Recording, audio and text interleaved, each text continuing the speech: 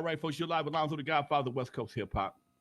And as you very well know, I'm always in the mix when it comes to up and coming talent. That's what I do. I have a motto I bought from a friend of mine. It says, I hate to see you grow, hate to see you go, but I love to see you grow. Okay? And that means when you hear it's only a temporary situation, I want to see you grow and flourish. Okay? Today I met this young man last month. He was a part of the talent show. The talent part of our car show in Compton. We did came out and rocked the crowd very mildly. I mean, he got a great material, but he has a real laid back personality. And as you can see right now, he's a little shy, but when I talked to his dad, okay, and I think that's very important. I talked to his dad, and he told me all the things this young man is into.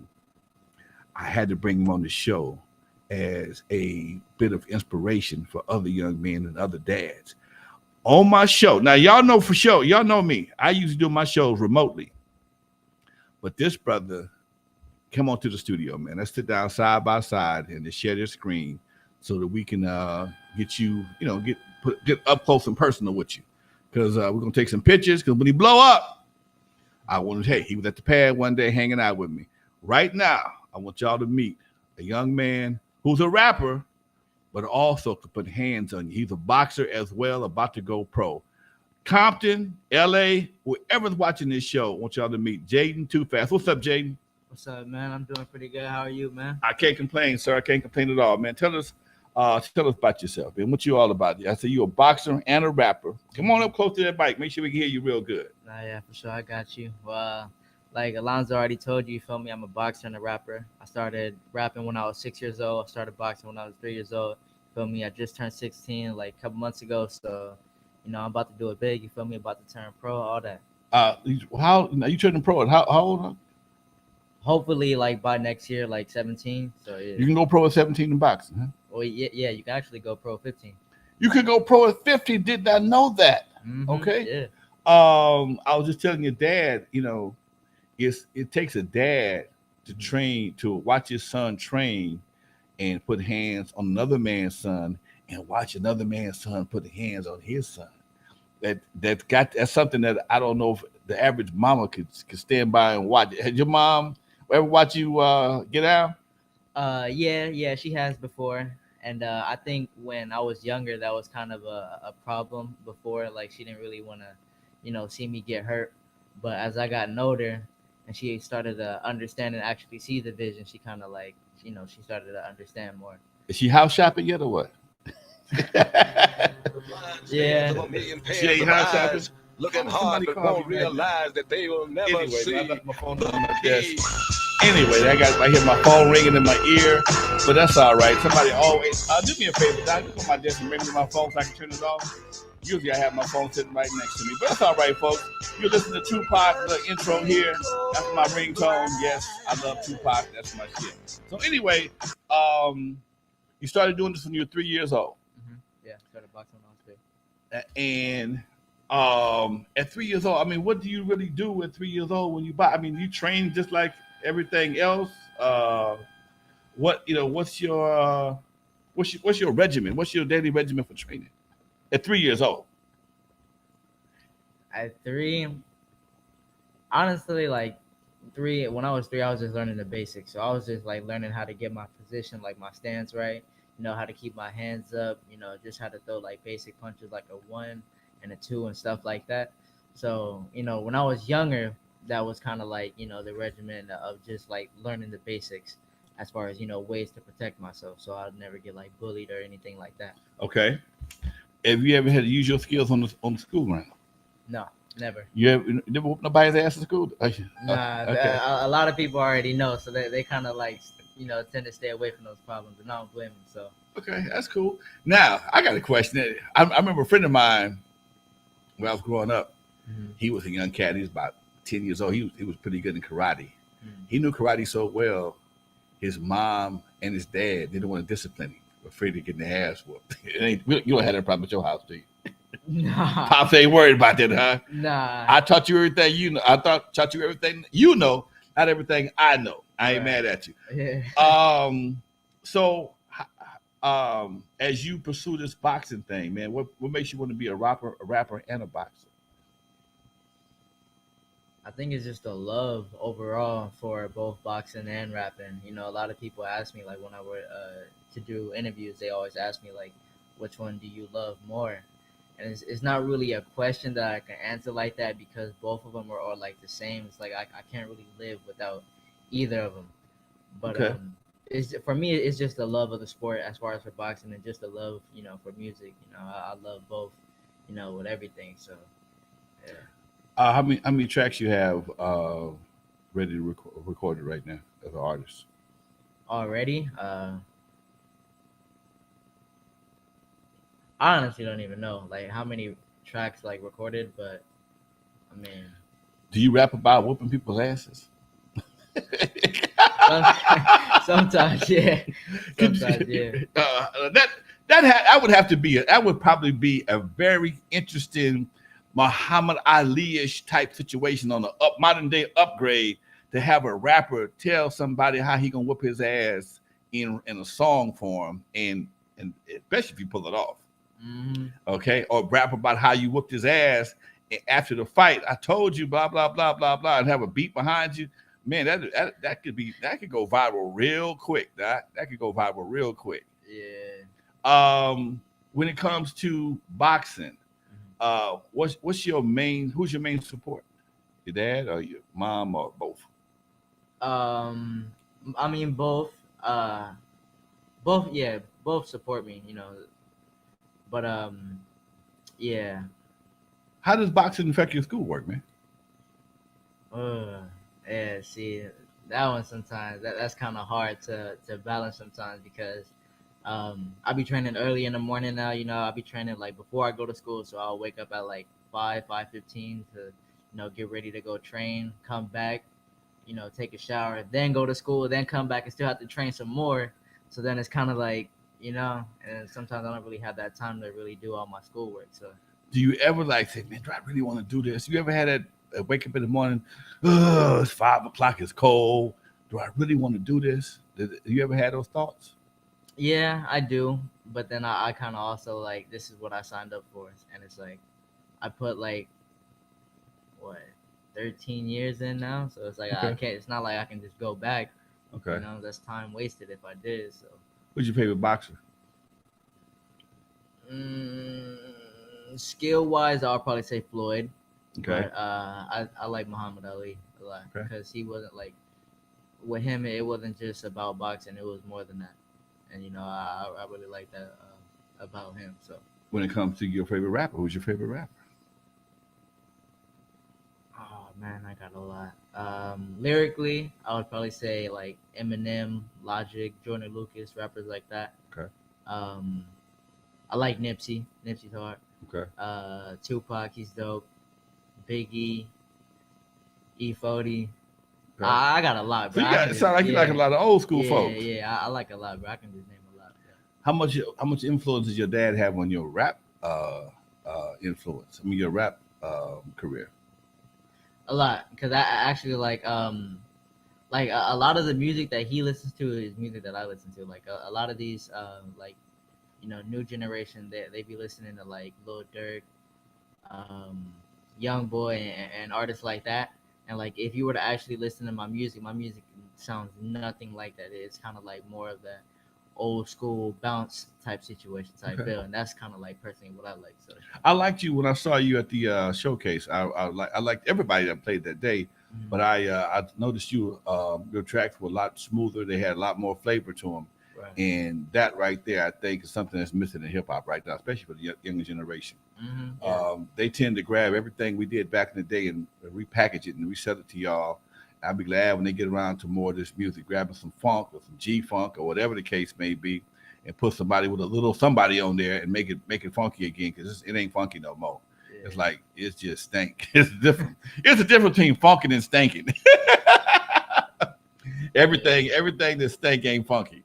All right, man. You got brothers and sisters. Anybody else following your footsteps? Yeah, I have two younger sisters. One is 14, and the other one is 4. And I have a little brother. He's about to turn 2 in like October. So Okay. you know. So you're the oldest. Yeah. You leading by example. Yep. I Okay. have to. What school you go to? I go to Da Vinci Communications. It's in El Segundo. It's a charter school. So my mom's really crazy about that education. So Okay. When's your next fight? next fight, I honestly don't know. Like I said, right now we're kind of getting ready to transition into the pros. So right now we sparring nothing but high level pros right now, grown man, all that. You fighting grown men. Yeah. What weight division you fighting in? Right now I'm around like 130. So yeah, like anything like up in there from like 130. So to that 135. welterweight or lightweight? I think so. Well, one of them, right? Like welterweight, yeah. Because those sometimes them weight divisions can be depending on what who you fighting, what belt you fighting for. They got welterweight. I never knew what a welter was. Okay, I knew flyweight. That was a little bitty dudes. I mean, they just above midgets. Can't say midgets. That's right. They're just above kids. You got the light featherweights, welterweights, heavy, light heavy, middleweight heavy. Come on. What I miss, I think I'm a boxing fan, Right. okay, but I'm an old school boxing fan, Right. okay. I'm an old school boxing fan, and I remember the fights that we experienced is coming up when they was brutes, okay. I mean, and they got the MMA, that's cool. Right. That's to me, MMA was more like street fight, okay, and that's cool too. But I remember watching guys like Sugar Ray Leonard, Marvin Hagler, Mike Tyson, Trevor Burbick, Ali, Joe Frazier. I mean, I'm talking about fights that monumental fights that happened before your daddy was born. Okay, we watched some fights on Channel 7. Okay, Thriller in Manila came on Channel 7, and it was a big deal. I mean, back then when Muhammad Ali and Joe Frazier had a fight, it was a national event. Okay, and I got used to that. They was going 15 rounds. When they got through, the winner and the loser ended up spending 3 or 4 days in the hospital. What no put on some shades, go to the after party type shit. Okay, you back in the day, whether you won or lose, you might end up in the emergency room. You could the winner sometime would get carried out of the ring. Okay, they ain't no lie. The winner would get carried out of the rings in some cases. Okay, and if he did walk out the ring, as soon as he got out of the eye of the public and the camera, they put his ass on the stretcher on the wheelchair and shot him straight to the hospital because these dudes were putting hands on each other. It was a different game. It's a different game. All games are different. Basketball. I remember watching Magic and Bird and Bill Laimbeer from Detroit. They was like games. Basketball game was just something they did in the meantime. Okay, that was the excuse for the fight was the basketball game. So when I said I'll just say this, when I sit back and I watch things now, it's a lot different. It's a lot safer, but it's a lot sterile to a certain degree. And I know they got a lot more safety precautions for you guys. And I hope that all these precautions are utilized, and so that when you get through with your boxing career, you'll still have all your faculties and can pursue your rapping career. If you don't do them both at the same time, that's a hell of a combination, man. Yeah, it's definitely something new. So, what's your record right now? As far as in fights, I got 12 wins and 5 losses. Okay, how do you deal with losses, man? I mean, I just kind of like take them and keep moving forward. Just go back to the drawing board. Learn where I made my mistakes. So for the next time, I fix those mistakes. And yeah. Do you avenge your losses from the guy that whooped your ass? Do you get mad at it? I do be getting mad, but it's crazy because like the losses that I have, took weren't actually like losses because I just got beat up. There were losses because like I'm used to fighting a certain way. So like the way I was trained, like my coach, he's a professional coach. So he doesn't really train amateurs like that. He trains me how to be a professional veteran fighter. And that's the way that I'm used to fighting. So ever since I was 6 years old, that's the only way that I've been taught. Okay. And it's like going to the amateurs and dummying that down to only 1 minute of fighting and constantly throwing punches. Okay. Whereas me, I'm just more relaxed, picking and choosing my shots. That's the reason why that I lost those fights was because I wasn't busy enough as opposed to the. Help us all understand. It's my first time hearing that. So in amateurs, you fight in 1 minute rounds? Yeah, so like I that. think depending on your age, it's either 1 minute and like I think when you get into like your teenage years, from like you start to fight at like a minute and a half. I didn't know that. Yeah, But regular boxing rounds are 3 minutes. Yeah. Oh, okay. So you basically were just not active enough for that 1 minute. You trying to plan and strategize. You ain't got that kind of time. Right. Yeah. Exactly. I get it. So what like somebody just put hands on you, and you ended up in the ropes, but you just wasn't enough activity for the judges to make a good, clear decision. I get that. I get that. Have you ever just had somebody just jumped on you and just dude, get him off of me? You ever had one of them situations? Nah. Now, have you done that to somebody else? It's like, hey man, this dude shouldn't be in the ring with me. I'm gonna show him some 1-2, some real boxing skills here. Yeah. As far as for me though, I don't think that's ever really happened before. I mean, I have had like some tough sparring before, but as far as to the point where like I just got like totally like just beat up to the point where they had to get them off me, like nah. Okay. I gotta tell you this story, man. I got a bunch of stories. Mm-hmm. I love boxing. Mm-hmm. I would go to boxing over. I used to have amateur boxing over at the park in Inglewood, and I'd go by there and hang out. And these group of white boys came down from San Diego to fight some brothers from LA. Right. And the brothers was all cocky. They was all cocky. Everybody thought they was Ali. They shuffling and they doing all their hands all fast and carrying on. And the white boys come out there, they doing they stiffed up, right? Mm-hmm. And his brother had his girlfriend on the side of the ring, and she was, oh baby. And the homeboy came out there all fast and rolled a couple of sets on the white guy, and the white guy kept his hands up. They kept doing their thing. All of a sudden, I don't know what happened, but that white boy, bam, and the brother's Jerry curl just juice just flying everywhere, okay? And the brother went down, and all you heard was, oh baby, bam. She tried to climb in the ring to help this fool. It was so funny, but it goes to show you when you show off, okay, it don't always pay off, okay? Yeah. And to see this cat, the way he fell like a tree, okay?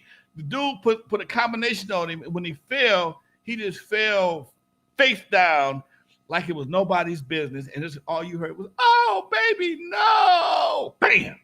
And yeah, that was one of my good boxing stories. It was funny as hell. I like going to boxing matches because you see some funny stuff, especially when you got guys that's overconfident. Mm-hmm. Yeah. To see a square put hands on somebody who think he's super cool, I just think that's one of the funniest things in the world for me. Yeah. They come out all these shuffling and doing all these super hand moves and all the rolls that they never do in the ring.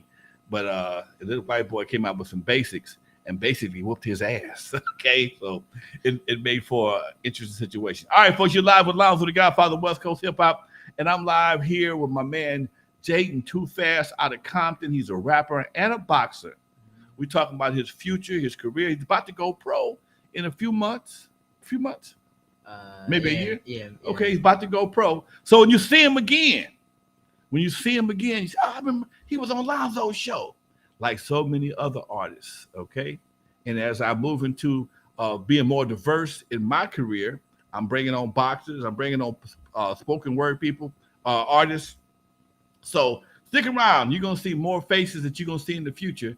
Because like I said, I stole a line from my buddy, I hate to see you go, but I love to see you grow. And that right there is probably been a motto of mine for years.